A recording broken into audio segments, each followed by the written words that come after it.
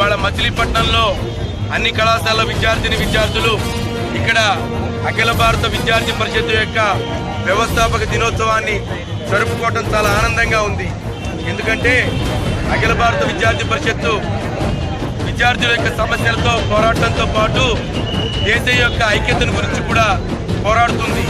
అందుకోసమే భారతదేశం ఏదైతే 7 సిస్టర్స్ నార్త్ ఈస్టర్న్ స్టేట్స్ ఉన్నాయో, అస్సాము, మణిపూర్, మేఘాలయ, ఇలాంటి అరుణాచల్ ప్రదేశ్, వాటి యొక్క ఏకతకి ఎందరో అఖిల భారత విద్యార్థి పరిషత్తు విద్యార్థి నాయకులు తమ యొక్క జీవితాన్ని సైతం పణంగా పెట్టారు.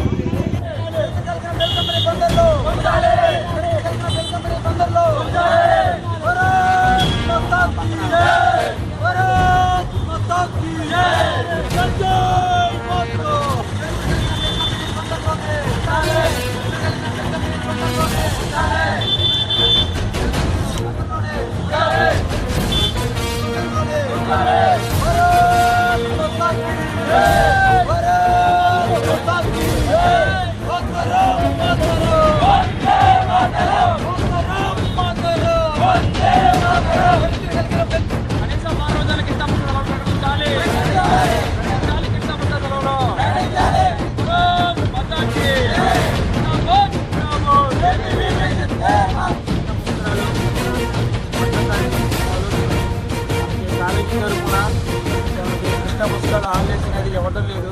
కనీసం అనేక విద్యా సంస్థలు కానీ ఇతర సంస్థలైనా కానీ టీచర్స్ అయినా కానీ ఎన్సీసీ వాలంటీర్స్ అయినా కానీ అందరితో కూడా విజయవాడలో వాటిగా పనిచేయడానికి వస్తారు. కనీసం మనకి ఈ స్టేట్ మోడల్ కాకుండా భారత మోడల్ కూడా అనేక మంది విద్యార్థులు వాలంటీర్స్గా పనిచేయడానికి వస్తారు. కనీసం వారం రోజులు పుస్తకాలు సెలవులు ఇచ్చారని చెప్పి కలెక్టర్ గారికి డిమాండ్ చేయడం జరుగుతుంది.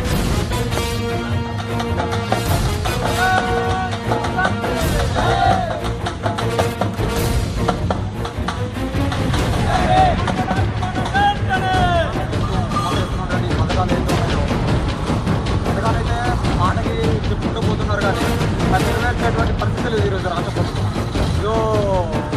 ఎన్నో మాటలకి పోస్టర్లకి పరిమితమవుతున్నటువంటి రాష్ట్ర ప్రభుత్వం పోస్టర్లు మాటలు పక్కన పెట్టి జీతంలో ప్రారంభమై 2 నెలలు పూర్తయింది, 3 నెలలు కావచ్చు. కనీసం అసలు మౌలిక వసతులు అనేటువంటి పాఠశాల గదులు కానీ పాఠశాల భవనాలు కానీ అనేటువంటి ఈరోజు లేకున్నటువంటి పరిస్థితి ఈరోజు వచ్చింది. ఇదే విధంగా రాష్ట్ర ప్రభుత్వం ఇదే విధంగా పథకాలు చెప్పుకుంటూ ముందుగా పోతే ఈరోజు రాష్ట్ర ప్రభుత్వాన్ని నిలదీసి అడిగేటువంటి పెద్ద న్యూస్ తీసుకొస్తామని చెప్పి అఖిల భారత విద్యార్థి పరిషత్ డిమాండ్ చేస్తున్నాం. గురువు అంటే ఎవరు? గురువు స్థానం ఎంత ఉన్నతమైంది?